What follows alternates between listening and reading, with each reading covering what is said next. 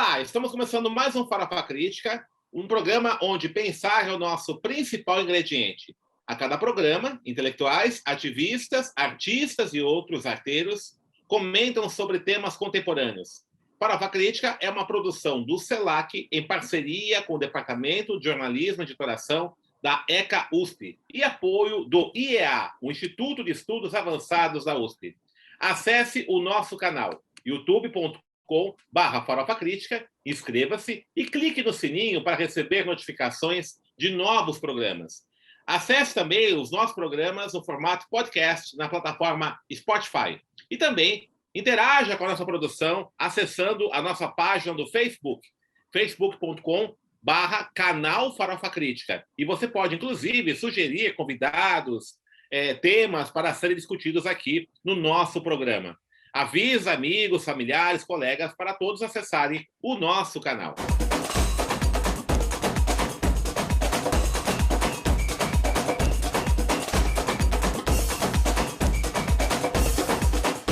E o Farofa Crítica de hoje recebe o professor Fábio Nogueira. Fábio Nogueira é doutor em Sociologia pela Universidade de São Paulo. Ele é professor adjunto na UNEP, Universidade do Estado da Bahia.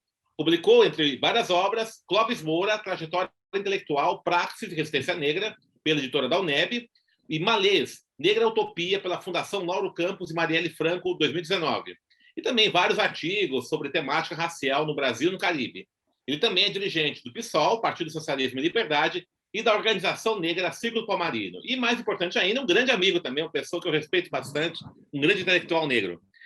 Fábio, obrigado por você estar aqui presente no nosso programa. Eu queria, primeiramente, você tem feito, eu tenho acompanhado, inclusive, feito aí uma discussão muito interessante, muito pertinente, sobre a existência de um marxismo negro. Existe, de fato, um marxismo negro? O que é isso? Fala para a gente aí. Obrigado, Denis. Obrigado pelo convite. É uma honra estar aqui compartilhando conhecimentos e batendo papo, que acho que é importante. Esse momento tão difícil que o Brasil atravessa, com pandemia, Bolsonaro e outras tragédias que acometem o nosso povo, mas nosso povo resiste, estamos na resistência. Bem, Denis, marxismo negro é curioso, porque acho que tem que ver também, não falar da nossa própria trajetória intelectual e política. Eu sou cria aí da USP, fiz Ciências Sociais, fiz a graduação, depois o doutorado na USP e iniciei minha militância político-partidária no movimento estudantil. E no movimento estudantil da USP, no final dos anos 90, início dos anos 2000, já faz mais de 20 anos, a gente não tinha um debate nas organizações de esquerda na época, que se referenciava para o marxismo, sobre a questão racial. De maneira geral, a questão racial já havia sido superada, ou com o fim do escravismo, com o trabalho livre, e o que poderia existir eram reminiscências de um preconceito racial, mas não se pensava no caráter estrutural do racismo e a sua relação com o capitalismo, a formação do capitalismo. E eu não me via representado nas teses, nos agrupamentos. Eu fui até recrutado por uma organização, e foi uma pegadinha, porque, na verdade, era um texto sobre a questão negra, solto, aleatório, e aí eu fui recrutado imaginando que aquilo era uma linha política da organização, e não era. E eu tive contato inicial na graduação com o Clóvis Moura, mas não foi o Clóvis Moura de Rebelião da Senzala, foi o Clóvis Moura da Sociologia Posta em Questão, no curso de Metodologia. A professora Heloísa Martins, ela indicou o texto, que seria uma espécie de crítica à sociologia acadêmica, tá? Se fosse o Clóvis Moura no contraponto. Eu achei interessante, instigante, a obra do Clóvis, mas não me aprofundei. Depois fui ter contato com outras obras dele, pensamento do Clóvis Moura, de uma forma muito dispersa, muito desorganizada. O que, de fato, me desperta para a questão racial é o Mariátegui, José Carlos Mariátegui, 7 ensaios de interpretação da realidade peruana, e eu fiquei impressionado com a perspectiva do comunismo incaico, do Mariátegui, e a importância dos povos indígenas, organizações indígenas. Fiz uma pesquisa que acabou não sendo concluída sobre o Hamilton Cardoso, que virou um artigo com a Flávia Rios, que foi publicado pela Revista Contemporânea da Federal de São Carlos, Hamilton Cardoso e redes socialistas na formação do MNU, o Movimento Negro Unificado. Parte dessa militância que vai dar origem ao Movimento Negro Unificado se referencia ou está organizada em organizações de esquerda, principalmente a política operária não, esqueci o nome agora, que vai dar origem à convergência socialista. E estão ali pensando a questão negra muito a partir das leituras de uma entrevista famosa do C.L.R. James com Trotsky. Essa entrevista foi traduzida, o Flávio Carranza, que é um colega também, traduziu essa entrevista do francês para o português e publicou nos pasquins, nos jornais da imprensa alternativa. Tem um jornal alternativo muito importante, conhecido por Versus, que tem que o Marcos Feynman era diretor, né? Se torna um instrumento da convergência socialista, e tem uma coluna chamada Afro-Latino-América, e tem que, por si só, inclusive saiu a edição facsímile, que é Soeto, né? Editor, acho que em parceria com a Fundação Perseu Abramo, que é interessantíssimo, porque tem vários intelectuais negros ali, inclusive Almito Cardoso, produzindo uma perspectiva marxista de esquerda. Então, quando eu retomo no meu mestrado Clóvis Moura, que aí eu faço um estudo mais tematizado, quando eu termino de escrever minha dissertação de mestrado, eu coloco, né, e transformo em livro, que foi publicado pela editora da UNEB, coloco a possibilidade de um marxismo negro. É interessante isso deles, porque eu parto de um prefácio que o Zizek escreveu para as obras do Mao Tse-tung, saiu pela Zahar. E o Zizek propõe uma ideia de que, para o marxismo se universalizar, é necessário que ele seja traduzido em outros contextos históricos, né? Então, ele fala que traduzir e trair tem a mesma raiz etimológica, né? E que, assim como Paulo havia traduzido o cristianismo, né, o Mao teria traduzido o marxismo para as condições da China. E aí eu pego esse pensamento do Zizek para falar sobre a possibilidade de um marxismo negro, né? De um marxismo pensado a partir da perspectiva negra, né? Não estou falando de afrocentrado, mas negro centrado de uma concretude histórica, né? Quer dizer, não é possível pensar o marxismo fora desse fato que foi a escravização e o racismo como algo estrutural da formação social capitalista, né? E coloco essa ideia, não desenvolvo, né? Bem, é importante dizer que no meu doutorado, quando eu vou trabalhar com intelectuais negros em Cuba, e eu trabalho com Cuba antes da Revolução, 1912, 1945, estou preocupado com outros fenômenos, eu estudo intelectuais, meu campo de estudo da sociologia é a sociologia da cultura, e no campo da sociologia da cultura, a sociologia dos intelectuais negros, então tem um diálogo com Bourdieu, com Gramsci, né? Então esse é meu campo, e eu vou pegar um fenômeno que é Cuba, é outra realidade, outro país, para entender outro contexto histórico e cultural, como se construiu a raça e como os intelectuais negros se pensavam. Muito parecido. Então, eu peguei a imprensa negra cubana nesse período, 1912 a 45, parecido com a imprensa negra em São Paulo, o mesmo a imprensa negra no Uruguai, nos Estados Unidos e em outros países, apesar de questões que são, obviamente, particulares da história cubana. E por conta dessa pesquisa de doutorado, eu tive a oportunidade de fazer um estágio de pesquisa na Universidade de Princeton, nos Estados Unidos. Fiquei durante um período em Princeton, e foi quando eu tive acesso e contato com a obra do Cedric Robinson, O Marxismo Negro, o Black Marx, né? E Black Marx. Livro, né? Tive contato, minha cabeça explodiu, né? Porque isso foi 2013, 2013. É uma obra fantástica essa obra, né? E uma obra que foi escrita em 84, né? Da década de 80. E eu fiquei assim, poxa, o que acontece com que essas obras não chegam no Brasil, né? A gente não falar do Black Marx, do marxismo negro, do Cedric Robinson, e fora que ele vai fazer uma indicação de outros autores, de outros intelectuais.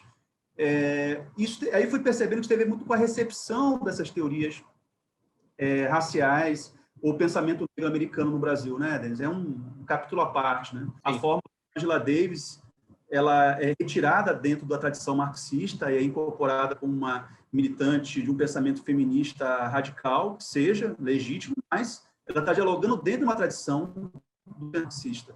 Isso acontece com outros, né? Então, a gente meio que faz uma leitura seletiva desses autores e acaba não reconstruindo a história. A Angela foi filiada ao Partido Comunista dos Estados Unidos, foi candidata a vice-presidente da República, sempre esteve no campo do marxismo.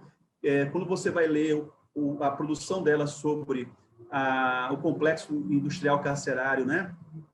O sistema prisional dos Estados Unidos, você percebe a Michelle Alexander, que foi, inclusive, traduzida, né, recentemente pela Boitempo, tem a mesma pegada, é uma análise marxista, é uma análise que parte da questão da classe, que pensa a classe na sua concretude, né, em que a raça está articulada com classe para entender as dinâmicas das relações do mundo contemporâneo e a forma como se organiza um modo de produção capitalista. Bem, então, a partir disso, eu fiquei com essa ideia na cabeça e, recentemente mesmo, né, ano passado, em plena pandemia de 2020, um intelectual espanhol, branco, né, que tem uma trajetória muito específica e vale a pena falar um pouco dessa trajetória, ele produziu um livro chamado Marxismo Negro. Né? Ele é ligado ele tem uma turminha, né, da Claxo, tem o Ramon Grossfogel, né, que parte dos estudos decoloniais e se encontra com um conjunto de autores que eles colocam o pensamento radical do Caribe anglófono, basicamente intelectuais negros caribenhos de fala inglesa que produzem uma teoria marxista que tem a raça como elemento central. Então, eles chamam isso de marxismo negro. Né? E são intelectuais que estão produzindo ali desde a década de 20, né? Até hoje. Então, é uma tradição, e são intelectuais que se citam, que se referenciam, é uma tradição que tem uma vitalidade, né? Uma pujança, e no Brasil nós temos elementos disso. Tá? Então, por exemplo, o C.L.R. James, que escreveu Os Jacobinos Negros, não escreveu só Jacobinos Negros, né?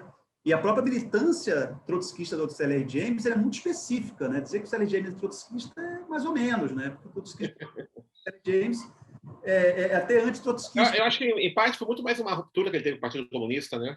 Isso, parte muito mais pela ruptura do Partido Comunista.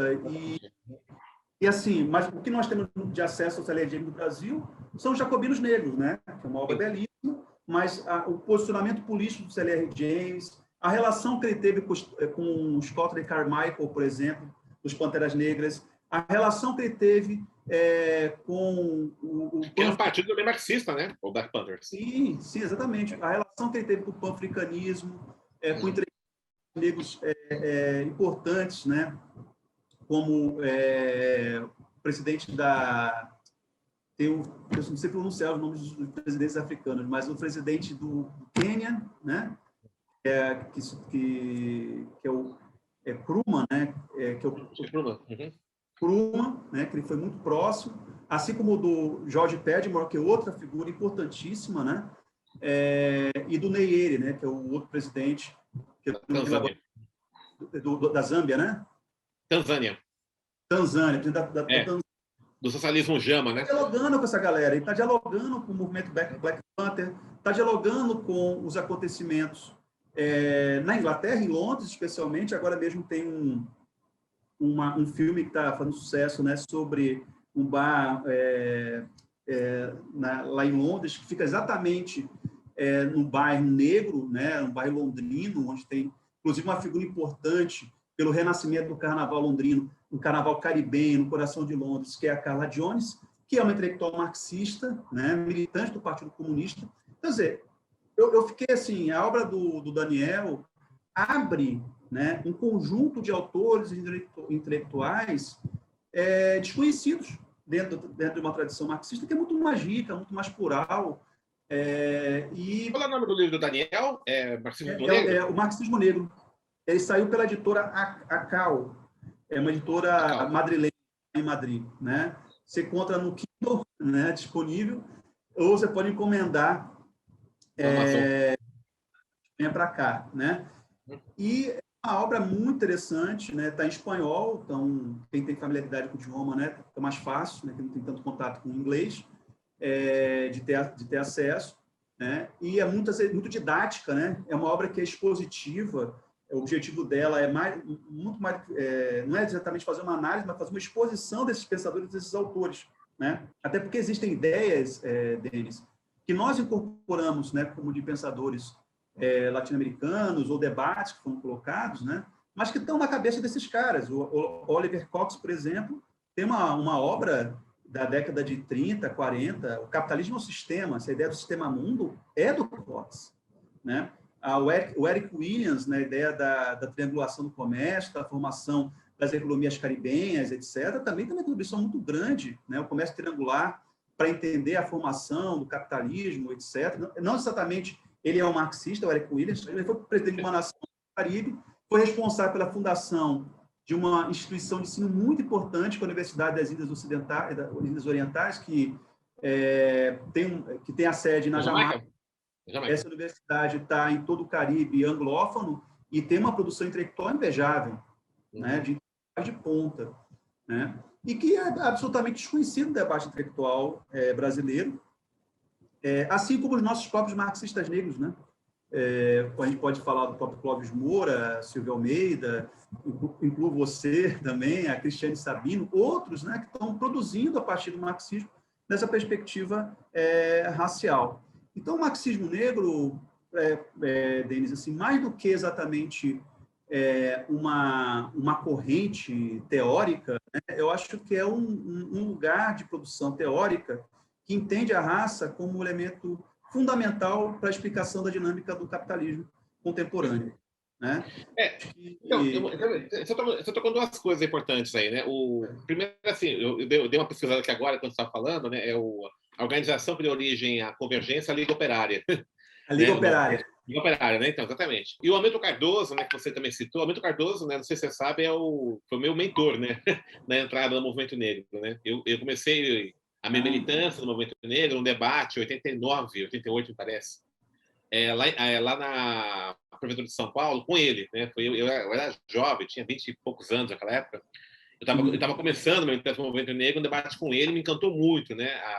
O Hamilton, ele é jornalista como eu também, né? Então a gente estava durante muito tempo, né? A gente conversou bastante, né? Então foi a pessoa que me formou de fato aí para a militância negra. Eu ia ficar muito pressionado, né? Com a capacidade de análise que ele fazia, né? E é muito interessante pegar, né? Você vai pegar que tem uma geração de intelectuais aí que vieram da formação da Convergência, dos intelectuais negros, né? Que fundaram o MNU, né? Então o movimento negro unificado teve muita presença de intelectuais a partir dessa tradição aí, né? Agora, uma pergunta que eu ia fazer para você, Fábio, veja, o que a gente observa, né? Eu particularmente observo que existe uma filtragem na leitura de vários desses intelectuais, né? Por exemplo, uma delas é a Helena Gonzalez, né, que eu fiz uma leitura agora, tem um trabalho maravilhoso aí da Flávia Rios e da Marcia Lima, né, que compilaram os textos, né, e lançaram uma coletânea de artigos dela. Um pouco antes, eu tive acesso também a um material que foi muito bem feito também, da União dos Coletivos Panafricanistas, né? Tem esses dois materiais, né, tudo isso. E uma coisa assim, que me impressionou muito, né, é a análise que ela faz de conjuntura, né? Assim, existe uma recuperação da Helena Gonzalez como mulher negra intelectual e ativista, que eu acho muito importante isso, né? Mas, para além da discussão do feminismo negro, acho que ela faz isso de forma muito pertinente, né? Mas ela também faz uma análise das relações raciais no Brasil de modo mais amplo, de modo geral, né? É claro, enfocando a questão da mulher negra, mas é muito interessante. Ela vai pegar, por exemplo, ela baseia muito naquele intelectual argentino, eu acho que é o Nun, né? Para discutir marginalidade. Ela faz uma discussão muito interessante sobre os processos de desenvolvimento do regime militar, né, os três tipos de capitais que estão entrando aqui, e como é que isso vai criando uma certa territorialidade de classes, né, no qual a questão racial está presente. Dentro qual o lugar do trabalho do trabalhador negro, né? O trabalho precário, o trabalho menos qualificado, tudo isso. E ela analisa isso a partir do próprio processo de desenvolvimento. Então, embora ela não cite diretamente, né, as obras do Marx, né, embora ela cita Pulantzas ou Althusser em alguns momentos, mas, né, você vai pegar toda a lógica da análise que ela faz, é muito próxima da linha marxista, né? E essa leitura não se faz, né? Parece que abandona um pouco essa perspectiva, né? Como se fosse da Angela Davis, né? Porque você acha que existe aí uma filtragem liberal, democrático-liberal dessas produções intelectuais, né? Então, quer pensar Angela Davis, quer pensar a Lélia Gonzalez, o próprio, né, o Malcolm X, né? O Malcolm X não é só aquela figura, aquela liderança que impactou o movimento, né, negro nos Estados Unidos nos anos 60, mas ele faz críticas muito duras ao imperialismo americano. O próprio Martin Luther King, inclusive, né, também faz isso, né? E isso é meio que apagado, esse tipo de coisa, né? Você acha que há uma filtragem liberal a partir dessas narrativas? Denis, assim, eu estava recentemente eu não faço propaganda da Netflix, não. Assisto Netflix que eu tenho, viu? Se quiserem pagar aí uma outra assinatura, eu topo, darei a senha. Mas tem um documentário na Netflix sobre o Challenger, né? Aquele, como se fala, foguete espacial. Eu sou fã, né, de viagens espaciais, né? Eu adoro esses documentários. E eu me lembro que eu era uma criança, estava em frente da televisão, toda a família reunida para assistir a decolagem do Challenger. E foi uma tragédia, ele explodiu, né? E levava um grupo de civis, uma professora, seria a primeira civil a entrar em órbita, né? Num voo da Challenger. Por que estou dizendo isso? Porque quando você pega o documentário, e estou falando do governo do Reagan, né? Década de 80, do Reagan, exatamente, década de 80, você tem toda uma preocupação da NASA e do governo americano de promover uma política de diversidade. Então, primeira mulher astronauta, primeiro negro astronauta, primeiro latino astronauta, isso em 1980, que era um contraponto à União Soviética no contexto da Guerra Fria. Por que eu quero dizer isso? Porque políticas de diversidade não são opostas ao capitalismo, né? É que o capitalismo brasileiro, o capitalismo independente brasileiro, pelas suas condições estruturais, ele vamos dizer assim, tem uma dinâmica diferente do capitalismo dos Estados Unidos. E questões que lá já existem desde os anos 80, se pegar a Michelle Alexander, a própria Angela Davis, né? Isso está muito expresso, chegam hoje no Brasil, né? Com um certo delay, um certo atraso aí de 30, 40 anos. Né? Eu acho que isso é uma reflexão importante a gente fazer, né? Porque o que a gente hoje toma como algo novo, né, na dinâmica das relações de produção no Brasil, não é exatamente novo, entendeu, Denis? Assim, acho que enquanto ideologia, enquanto, por exemplo, muita gente no movimento negro comemorando o programa de trainee da Magazine Luiza, né, que promove... Agora foi de São Paulo agora também. Exatamente. Inclusive, a declaração da Magazine Luiza é que diversidade dá lucro, né? Achei bem interessante, a diversidade dá lucro. E quando você vai pegar o programa de trainee, aí você descobre que são 20 mil pessoas concorrendo a 12 vagas. E que a Magazine Luiza, em função da alta qualidade dos concorrentes, não tenho dúvida nenhuma, da alta qualidade dos concorrentes, ampliou para 20. Então, 20 por 20, 20 mil pessoas disputando 20 vagas. É disso que se trata, e isso é política de diversidade. Então, eu acho que tem uma visão, sim, uma hegemonia liberal, de um certo extrato do pensamento, até do ativismo brasileiro, que confunde representatividade com igualdade. A representatividade é a condição para a igualdade. Ser representativo é importante, é óbvio que é importante, porque não é admissível, né, que num país minimamente de maioria negra e feminina você tenha um nível de exclusão histórica que negros e mulheres tiveram e ainda têm nos espaços de poder, no espaço de representação. Isso é um fato, né? Mas é um meio para o fim, e não um fim em si mesmo. E outra coisa também, Denis, que me chama a atenção, é tratar o debate racial, a questão racial, como uma questão intersubjetiva, né? Você trabalha com isso, o próprio Silvio Almeida também, no racismo estrutural, você também tem uma leitura da ideia do racismo estrutural, mas não dá para reduzir o debate a uma questão de comportamento, né? Em que eu entendo o branco enquanto um branco individual que é racista, né? Quer dizer, em que eu você socializa a categoria racial, né? Você ocupa e as redes sociais é o prato cheio para isso, os BBBs, né? Esses produtos da indústria cultural capitalista chamado Big Brother, que se inspira no irmão do George Orwell. Quer dizer, imagina, tá lá, a proposta é essa, é o grande irmão do George Orwell, do 1984, gente, que é uma distopia de um Estado totalitário, né? É a naturalização do capitalismo de controle. E nós estamos inundando o nosso cotidiano de referências, de debates, etc., porque se a Carol Conká, porque a Lumena, porque não sei quem, etc., etc., etc. Obviamente, eu não coloco de fora, mas me impressiona que aí você vê uma oscilação, né? Uma hora o cancelamento da Carol Conká, da outra hora a solidariedade à Carol Conká. Por quê? Porque não existe mediação, nós estamos discutindo indivíduos. E indivíduos, né? E reduzir o debate a uma questão intersubjetiva não nos permite enxergar a desigualdade como essa estrutura, né? A gente está trabalhando, por exemplo, quando a gente fala dos corpos no capitalismo, os nossos corpos foram escravizados e tem a marca da cor e da raça por uma finalidade, a finalidade de exploração econômica. Você fala muito sobre isso também, né? Os corpos das mulheres, dos negros. Ontem, 8 de março, né, Dia das Mulheres, a Alexandra Kollontai, por exemplo, tem todo um debate sobre o trabalho doméstico, né? E a necessidade de você abolir isso a partir do Estado socialista. Inclusive, apresentou propostas de reformas, cozinhas coletivas, coletivização das tarefas, a divisão das tarefas domésticas, os homens assumindo. Quer dizer, o que era um debate importante? Isso não é um economicismo, um reducionismo. Ao contrário, é retomar a perspectiva da totalidade. Eu acho que isso que falta, né? Acho que a atomização do capitalismo flexível, né, da modernidade líquida do Bauman, seja lá o que for, faz com que nós percamos a visão do todo. E, ao perder a visão do todo, perdemos uma visão de uma ação política que seja coletiva, ou tenha horizontes coletivizados, seja pública, nesse sentido mais profundo do termo, de pensar as ações para além de reformas pontuais ou ganhos pontuais e pensar mudanças estruturais, né? Os Panteras Negras, por exemplo, é outra organização muito injustiçada, né? Porque o que se incorpora dos Panteras Negras é o cabelo, a vestuário, o punho cerrado, mas o programa político do Panteras Negras é baseado nas teses do Mao Tse-tung na China.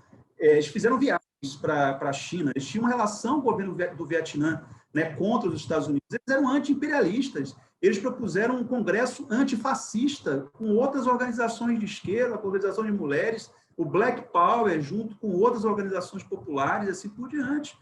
Então, desenvolveram políticas, eram intelectuais que desenvolviam ações comunitárias, como café da manhã comunitário, campanha do agasalho, e assim por diante. Então, eles tinham como lema servir ao povo, que é um lema maoísta.